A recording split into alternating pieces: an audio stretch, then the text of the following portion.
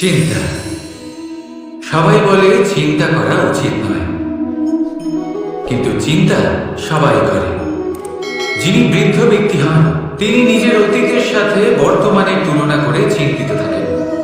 একজন যুবক ব্যক্তি ভবিষ্যতের বিষয় চিন্তা করে, নিজের লক্ষ্য কিভাবে পূরণ করা যায় সেই চিন্তায় মগ্ন থাকে। শুধু একজন বালকের না তো তার ভবিষ্যতের চিন্তা থাকে আর না অতীতের দুঃখ থাকে। আর এরকম কেন? কারণ সে শুধুমাত্র বর্তমান নিয়ে ভাবে, আর তাই সে সব থেকে বেশি সুখী। তাই মনে রাখবেন, যদি আপনি আপনার বর্তমানের বিষয়ে ভাবেন, তাতে বাঁচেন, সেটাকে ঠিক রাখেন এবং সেটাকে আরো ভালো করে তোলেন, তাহলে আপনার অতীত আর আপনার ভবিষ্যৎ আপনা থেকেই ঠিক হয়ে যাবে। আসুন আমার সাথে ভালোবেসে বলুন, রাধা রাধা।